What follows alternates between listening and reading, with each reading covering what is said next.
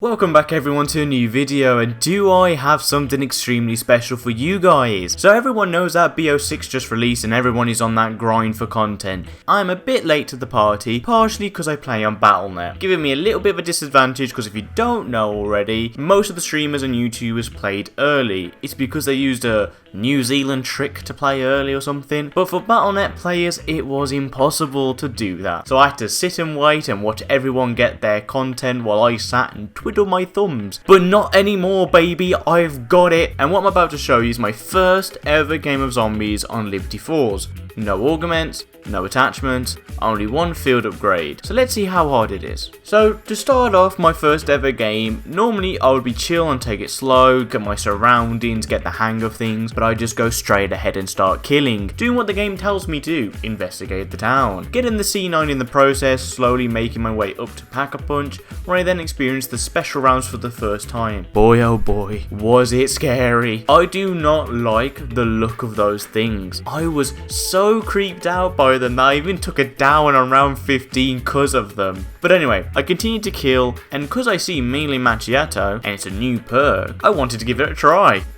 And I'm going to be honest, I'm about to do a perk review because I did not like it. And I will probably not be picking up again. But then again, I haven't tried it out in every circumstance. I haven't used any melee weapons with it. I just gave it a glance and just said I don't like it and just threw it. Like what you do with broccoli on plate. You see the nice meat, but then you see the broccoli and you just push it to one side. I did that with melee macchiato.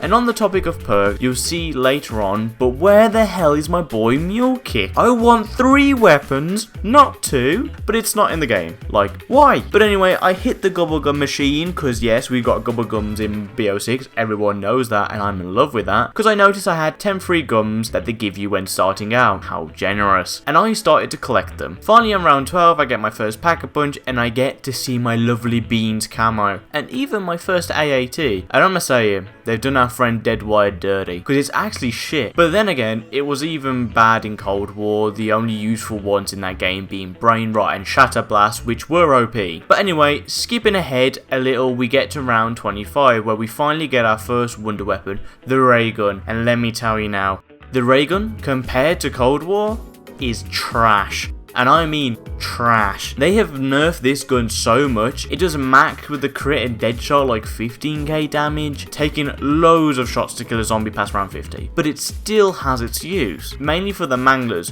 which there is a lot of. And I mean, there is a lot of. I'm talking about 8 or 9 or even more on round 50 plus. A crazy amount. But anyway, after a lot of Pack-a-Punching and killing, we later finally get my final wonder weapon on this map. The best wonder weapon in all of zombies' existence, coming straight out of transit, the jet gun, on round 46. And I will say it's wait, round 46? That's so late. Yeah, it seems I didn't really get good luck with this match because nearly half of the rounds it took me to get the one gun we need. More on that later on. And a bit of information. I did this recording before the knowledge of being able to craft the thing, and now that I know, I wish I could have done that because I could have probably got it by round 10. But then again, round 46 is only, what, 36 rounds later?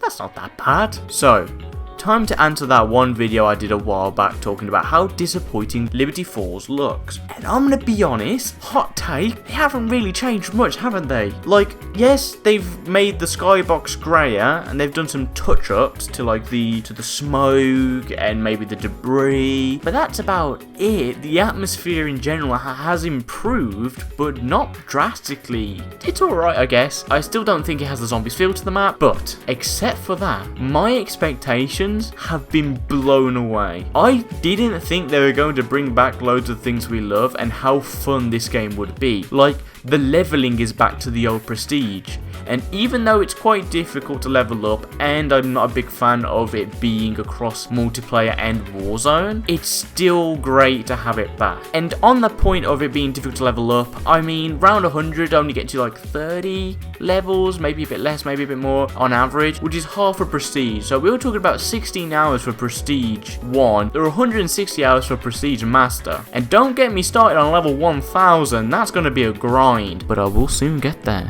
and show you guys everything. Another cool thing is the difficulty. In my opinion, I don't think spamming manglers is the best idea to make it harder, which it doesn't. You will see soon when talking about my strat. But one area they have changed, which is a huge improvement, is the perk system. If you don't know, each perk has a minor and a major augment that changes the perk, making you play with builds, which is crazy. Plus they aren't all super overpowered, like maybe a couple of them are really strong, making other ones not as good. The perks are nowhere near how overpowered they were in Cold War. And after getting to round 100, I can comfortably say it's much harder now to get to round 100. But at the same time easier, mainly thanks to the save function. Like, around 100 took me using a knife 5 to 6 hours-ish to do on Cold War, and around 8 and a bit hours using the wonder weapon on BO6 Liberty Force. But with the save function, I can play 4 hours or 3 hours, decide to save and quit, come back the next day all refreshed up and do another 3 to 4 hours instead of one 5 to 6 hour game, which is incredible, making high rounds a lot easier just by removing the fatigue of playing. Now, one critique on the game, which is partially because it's new, and maybe they will try and fix it later on, and is how badly optimized the game is. Look, I have a mid-range PC, I have an i7 processor, and I have an RTX 3060 Ti, and with my render resolution at 75%, DLSS on performance, and everything on low, I was getting on average between 50 and 70 FPS. But when on Cold War I was getting 120 FPS with DLSS on quality, I repeat, quality, not performance,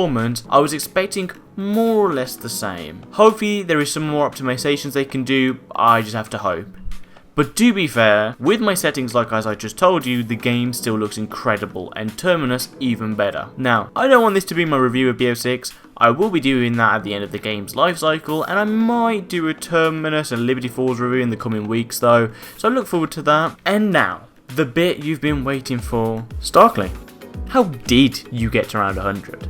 Well, let me tell you. By the time this video comes out, there are probably a plethora of strats and ways people use to get to round 100. Some fast, some slow. As I was doing this, there wasn't any guides on round 100, so I came up with my own little strat. It's a little bit on the slow side, but you will barely go down. So, after the zombies got harder, I ended up finding this slow but super safe strat to get to round 100 all the time. Like, it's super hard to die. So let me tell you guys my strat so that even you, yes, you, can get to round 100 on your first try. The strat consists of looping around the map to exploit the somewhat terrible spawn system the zombies have, ensuring safety as number one. So for this strat you 100% need the jet gun because it's the only gun that does infinite damage, and for your secondary, I don't know, I recommend the ray gun because it helps out a lot against the manglers. And once you got them, starting off on this patch of grass just below the church, where we use the jet gun's primary ability until there are way too many zombies or our ammo is low, where we then use its secondary ability that causes a massive explosion, giving us enough time to run down. Now, once down here, you have some options. You can buy armor or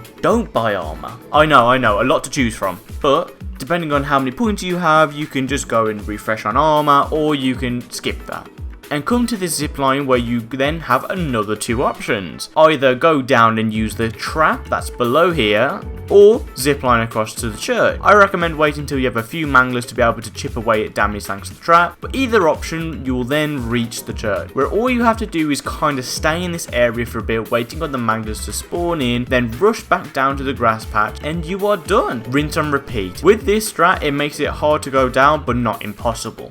There are a few things to watch out for, like zombies coming from behind, too many manglers shooting you at once, and finally the worst one is the abomination.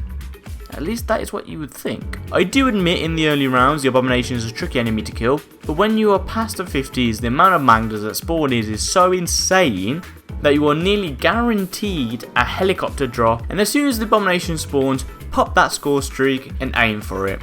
Plus, it spawns in every few rounds, so just remember to try and keep a helicopter for it. If not, all you have to do is slowly run around chipping at its HP, or leave a man at the end of the round so you can kill it. And if you're wondering about the special rounds with those spider thingies, honestly, anywhere is fine, but I like to come here and kill them. That way I can easily buy armor and then go and continue the route. And with this strat, I got to around 100 with some close calls, but in my opinion, it's super safe. So go on, give it a try and then tell me if it works for you guys. And with that, after 8 hours of gameplay, I can finally say I've reached round 100 on my first try of Liberty Falls. I hope you guys have enjoyed the video and give my strat a shot. If it already exists, that's fine, but if no one has done it before, I'm going to call it the Jetly strat. See what I did there? It's jet gun, so jet, and Starkly, so I've got the LY. Jetly. Starkly, Jetly. Where did I come up with these amazing names? I swear. And with that, don't forget to like, comment, and subscribe. And I'll see you guys in the next one. Bye.